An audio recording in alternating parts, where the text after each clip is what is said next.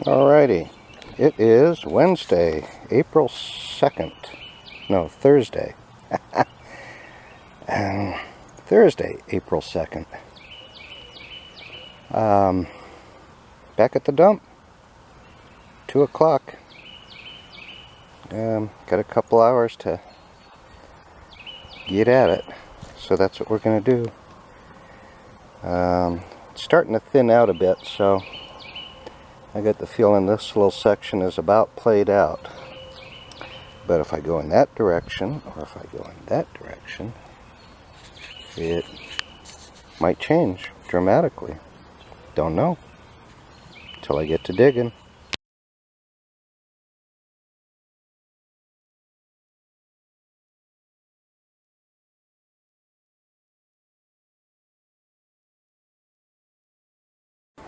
Alrighty. After another 3-hour day of digging, this time the non-generic side of the hole became the generic side. Yeah, all the good ones moved in the middle of the night, and I didn't find where they moved to, although I did get a teaser. I finally got a jug with the B&B Bitter Springs, although this says, what does it say, 2 mile? 1 mile? Oh, I thought it said 1 mile. It says 2 miles north of Bowling Green, Missouri. On the Sanborn map it says 1/2 mile from the courthouse, which is smack dead center of Bowling Green. So I have to go with what's on the jug. 2 miles north of Bowling Green. I wonder how Sanborn got it so far off. Anyway, unless that's a really old jug and they were that far out before Sanborn came along. Nah. The other big crier was a number 2 Amber Thompson's.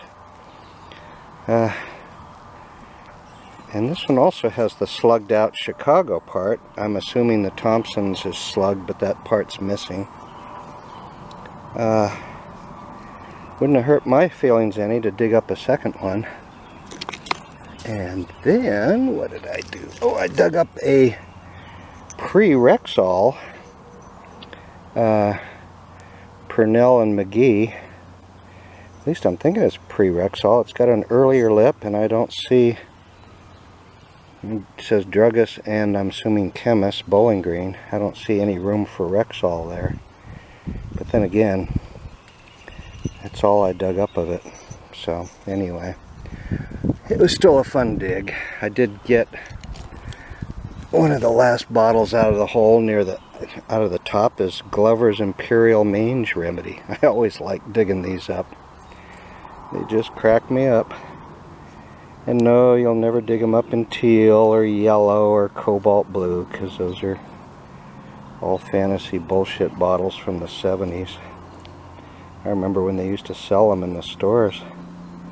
And people are actually debating whether or not they're for real or not, and they're clearly machine made.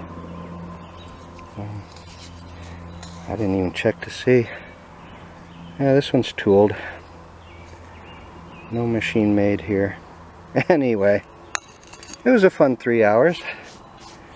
A couple of almosts, and I think I'm almost done for this area. I really, you know, I'll give it hell next time I'm here, but boy, I'm thinking it's starting to get thin. Let me put it that way.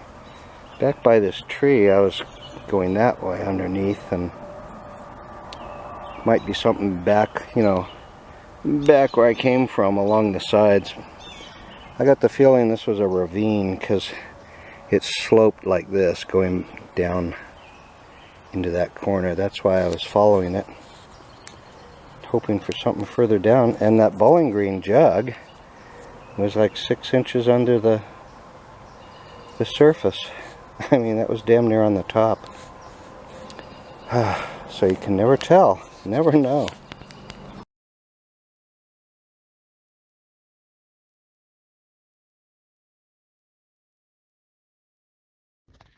Dig number 5, the only bottle that really I saved for a while was the Glover's Mange Remedy bottle. So that's why you don't see any bottles here, but there's actually this little guy that came up that I was scrambling around trying to think, okay, what else came out of there? And I noticed in the picture a rare coin, a Liberty Head nickel, a V nickel as they're commonly called, and unfortunately it's not one of the missing rare 1913 Liberty Head nickels worth $1 million or whatever. It's probably the most common date, 1907, I believe, yeah. And having been a coin collector many years ago, I keep an eye on trying to figure out, okay, how long was this thing in circulation before it ended up in the dump? And you could still read the Liberty on her headband, albeit you got to look real hard, and it's not from wear, it's from being buried.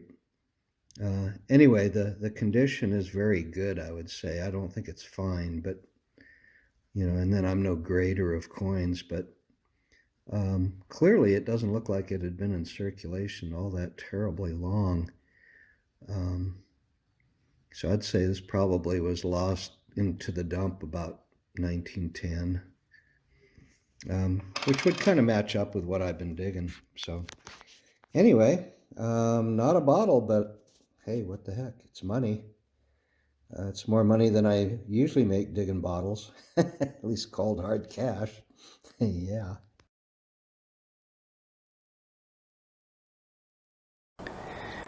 Okay, here it is, Thursday, just a little before noon, down at my favorite dump in Bowling Green, Missouri. Not Kentucky, or Michigan, or wherever else there's a Bowling Green. But anyway, yesterday was 90 degrees, if you can believe that. Today it's 54. I thought I'd wait till today. 90 just seemed too extreme to dive right into. I may go poking down in that direction a little bit. This direction and where I'm sitting is a good possibility. There's plenty of glass here. Problem is they set fire to the middle 2 feet of it, so which is where most of the glass happens to be. Oh, also I'm going to try an experiment. I'm going to do this little GoPro experiment. Stick this clip guy on my bill of my hat and record with that along with my trusty handheld one and compare notes when I get home. I've never used it before, so we'll see. It'd be handy if I could use it in situations where I need both hands to dig the bottles out, especially the rare ones, those rare Micklejohns from New Orleans, like Digger Dave and Shovelin' Shelley dug up last month. Yeah, that would be nice. What a hell of a dump, from Purnell age to 1920 it looked like. This one doesn't go that far, 1890 to about 1920, early 20s. There's a scattering of what I've left behind. The whiskey quart is, well, actually everything's tooled top in that bunch there, except for the shoe polish. Anyway, gonna get at it. Can't find bottles standing here talking to you all. No.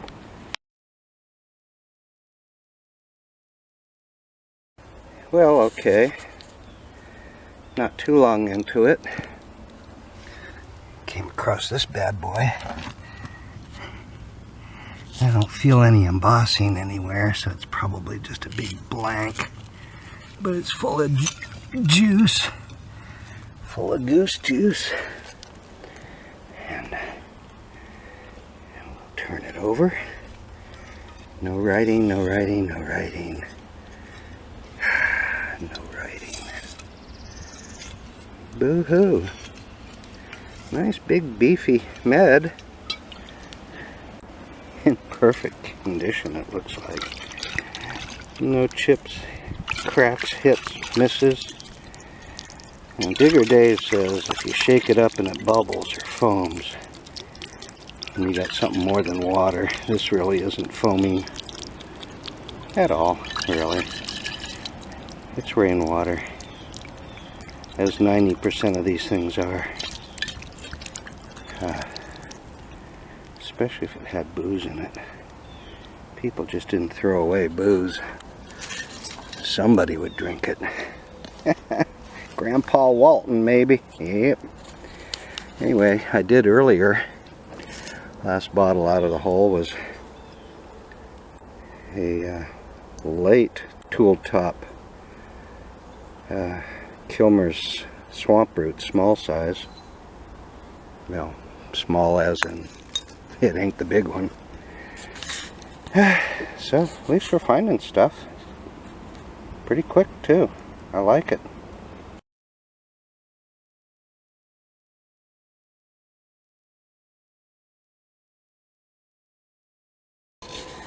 Alrighty, well, after about 3 hours of digging, I'm guessing, before the last good bottle, this little guy came out. Looks like a sample sauce bottle.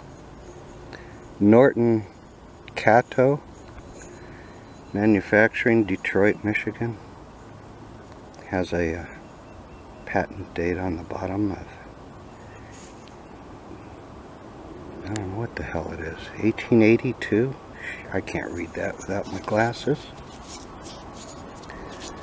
And this side was starting to peter out on me, so I switched to the other side. And the first and only good bottle out of that side was what looks to be a perfect Bowling Green soda. I think it's clear. I think the one I got at home's aqua. I don't see much aqua in this guy, if any. I know they come in clear and aqua. And this baby, I don't see any flashes, chips. Wait till I get it home, though. I'll find something. I did get a teaser. I got an aqua Thompson's phosphate. I kept the pieces too. This was the first piece out of the hole, and I was like, oh, I know what that is. Or was. Upside down. Phosphate. Aqua. You know, it's not much less impressive in aqua than in amber. Anyway, got a smattering of other things. Nothing yippee except for that Bowling Green soda. That made the day right there. Yep.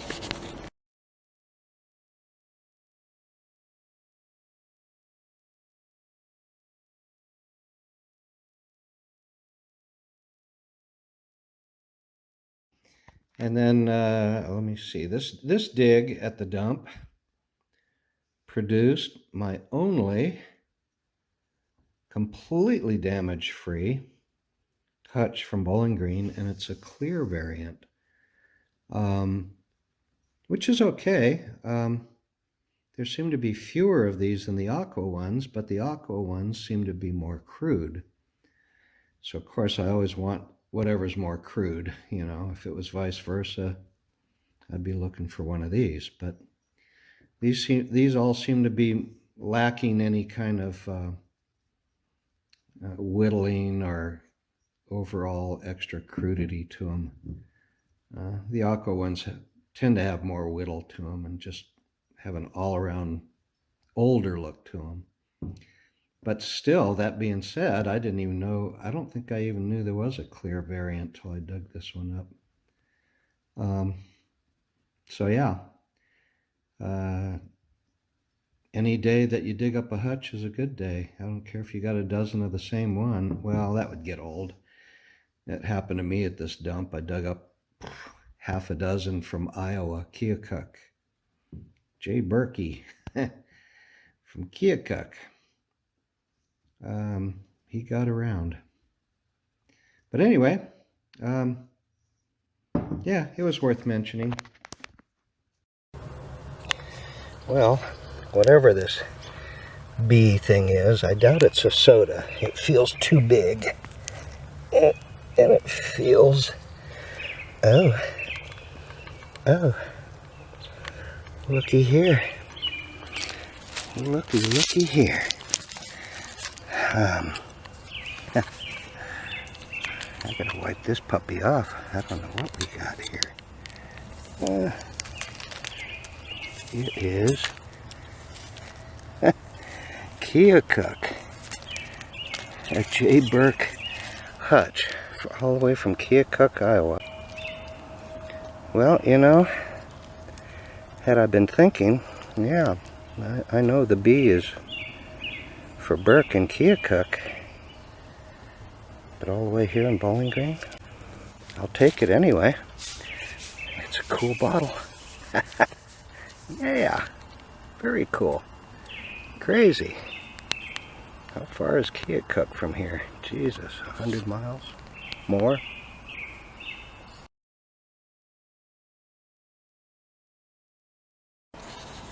Alrighty, Monday, April 27th, almost 3 o'clock, getting a late start today. I kind of thought I would back up to my original digging area and give it hell under this tree, or around this tree. Last time I dug there, I pulled out a clear Bowling Green hutch. I wouldn't mind cleaning this area out and then backfilling it, since I have made an obvious mess.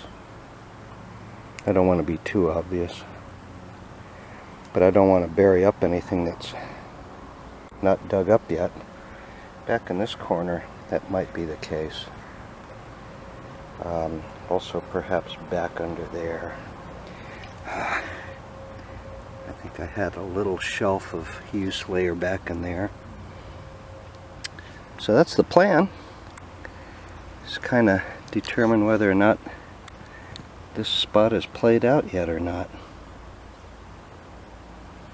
Yep, that's the plan. Yep. Alrighty, well, after about 5 hours of digging,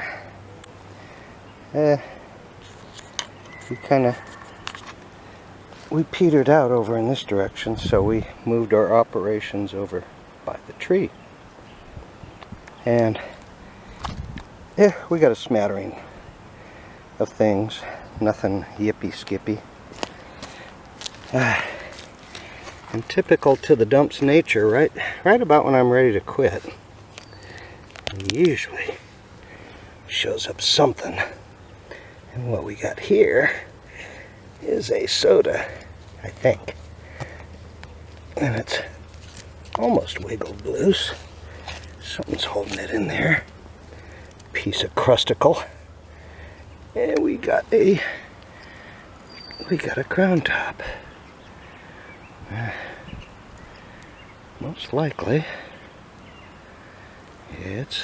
I can see the J from here. It's a Jennings and who knows what else. He was in partners with a few people, I think. Anyway, you know, it's easier just to do the old knee wipe. Another Jennings and Marks. I'm not seeing a whole lot of aqua to it, if it's got any. Main thing is there's no chips in it. Must be a clear one because it's not a slug plate. The aqua one that I dug up's got a slug plate on it. Yeah, I don't know. What's your call? It looks clear to me. Could be the only good bottle out of the hole today. Another Jennings and Marks. What I need is a plain Jennings. Those are newer. I think. Maybe not. I can't wait for the library to open so I can go down and access their city directories. Anyway, I'm gonna poke around a little more in this corner, see if Bottle Goddess has left me anything good before I call it quits for the day.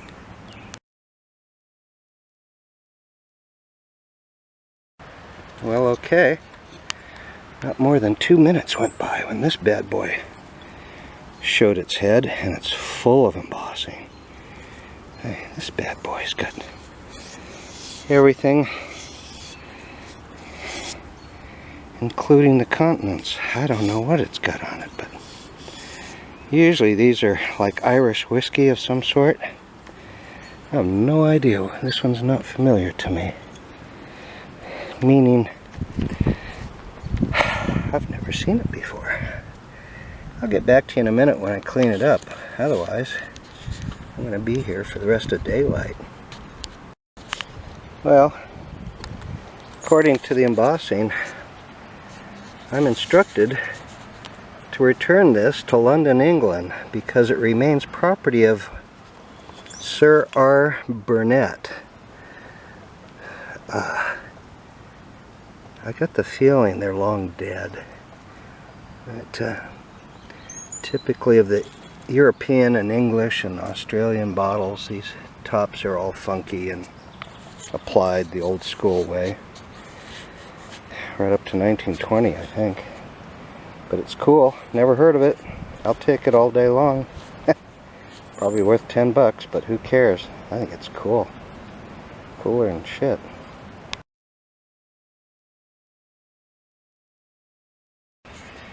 Well, while shoveling out the hole, I mean, they're just popping out now.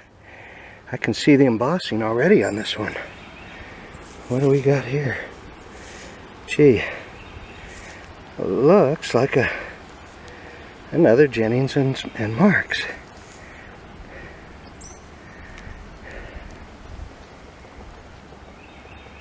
This one's definitely aqua. But I don't see a slug plate. So now we have two examples in aqua, one with and one without a slug plate. Ain't that cool? I keep waiting for one that's got Louisiana misspelled on it. Anyway, I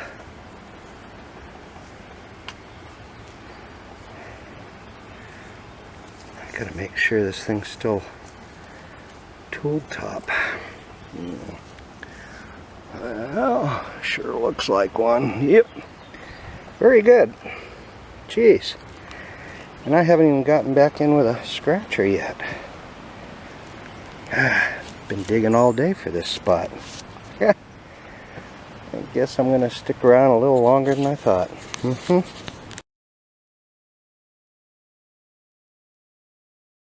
Okay. I don't know if you can see my screwdriver pointing to a small crockery jug, but since I'm pretty close to where the old BB springs were, I leave no crock behind. Oh God, and it was loose, so I thought it was. It's going to be the last thing out of the hole for today, so I'll be back when it's either in my hands or fallen out of the hole.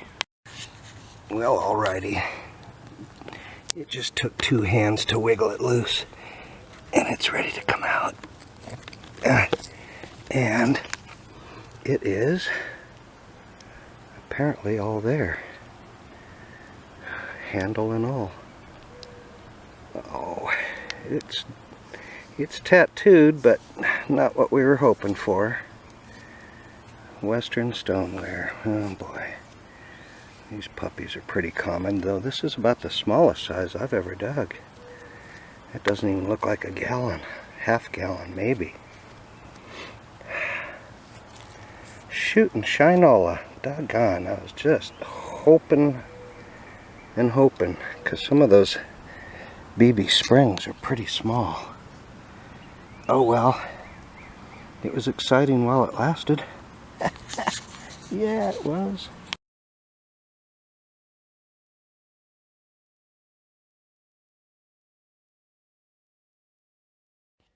Okay,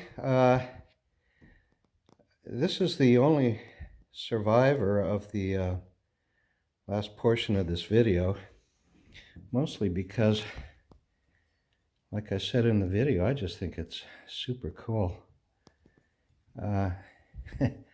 Applied top,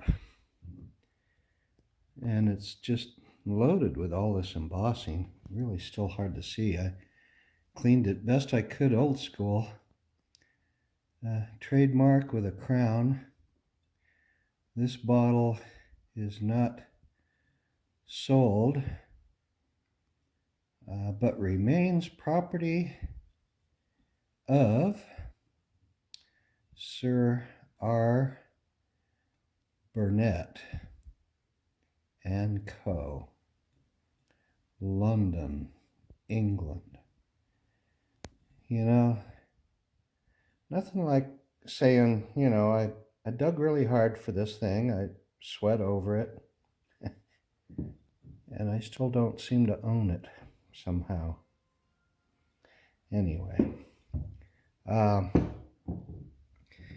biggest surprise for me was it wasn't a soda, and it survived damage-free, other than just some crud in it. English base bossings are always a bit of a mystery. Anyway, I was correct in my assumption. Worth $10 on a good day. See them on eBay all the time for $5 or $6, getting no bids. But you know, so be it. They can't all be pawned $1,000 bottles, you know. So we must take pleasure where we find them, right? Loaded with embossing, applied top, no damage. Just a nice beefy Irish whiskey. Arr. And just for the record, technically, these are really not a classic lady's leg. They are a bulbous neck is what they've historically been referred to, but I see more and more, a lot of the ale bottles that people are digging up, they're calling them ladies' legs. And I mean, I guess you can call it whatever you can call it, a turkey leg if you want, you know, but classically the lady legs are a little bit more curvaceous, as a lady's leg should be, I guess. Could be, would be. Anyway, that was just a side thought. And also the other side thought was this may be English whiskey. I don't know.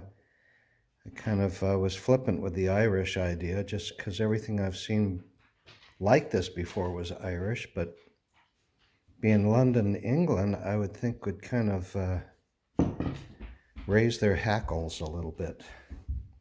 My Irish whiskey's not going to London. It's staying right here, wherever right here is. I'm not going to go out on that plank either. They'll make me jump. Arr.